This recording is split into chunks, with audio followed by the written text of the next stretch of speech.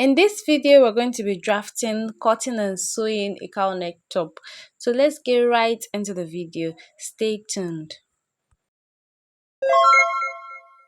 So to do this, I already marked my starting line. From that starting line, I'll just mark my shoulder to my bust, my shoulder to my under bust as well. And then my half length, this is 18 inches, but you can extend this to your full blouse length. So I'll be marking 8 inches. This is for my armhole line. It's also considered my bust line or my chest line. Okay, so at this point I'll just roll across all the dotted lines that I have. I'll just roll across quickly, and after this I will measure out my armhole line.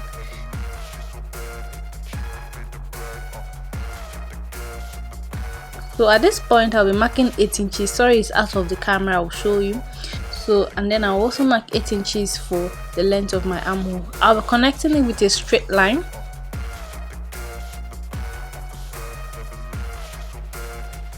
And then I'll get half of the armhole line. Okay, I'll just get it, and that's 4 inches.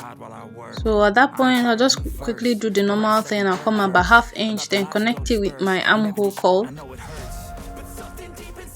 and that's just about it.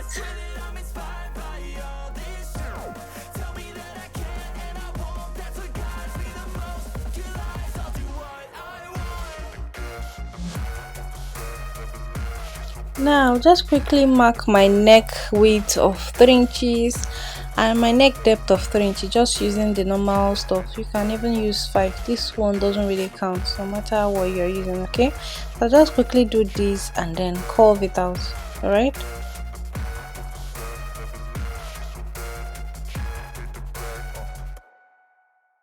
so now just quickly mark my shoulder slant. I'll come down at this point by 1 inch and then slant it from my neckline to the shoulder, and that's just it.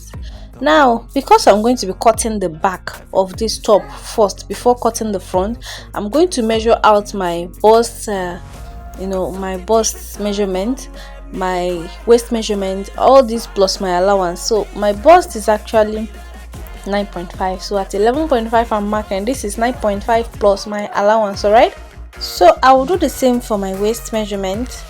My waist is about 8.5 plus my allowance. Also, I'll still have about 10.5.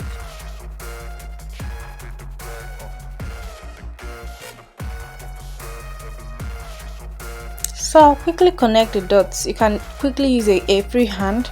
You can still use your armhole curve or any other curve that can curve this part. All right, anyone that suits you best. A free hand will still do it well. Okay, so after doing this, I'll use this to cut my back first, the back side of this top first, before I now cut this out for the front. Okay, I'm just trimming out the excesses, but don't forget that after this you cut out your back measurement first, then you can now do the subsequent things for the front measurement.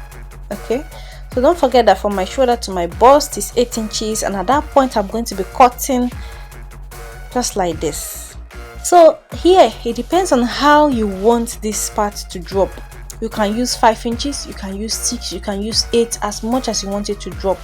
Okay, the dropping in the front, this is for the front. Don't forget that you have to cut the back before you open this part. All right, so after I had already finished making sure that where I wanted it is where I have it now, I'm just marking my chalk around the corner so that I can quickly cut it out.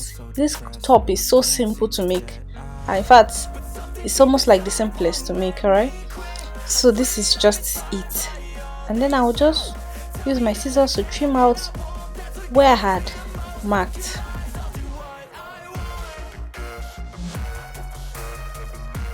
So this is it. Let me just show you how it should look when you place it on top. When you're done, this is the back right here. Now I want to place the front just like this. So this is how it should look when you have done everything perfectly. Next is that you're going to pipe the neck.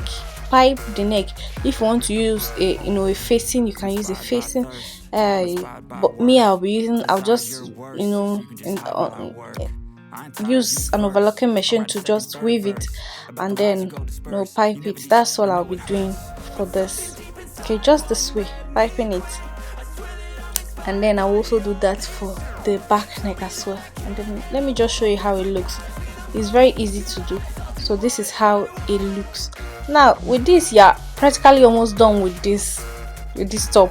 All you have to do is just to sew up this part, the shoulder side and the sides, and then insert your sleeve, and that's all. So thank you for watching. Stay tuned for more videos.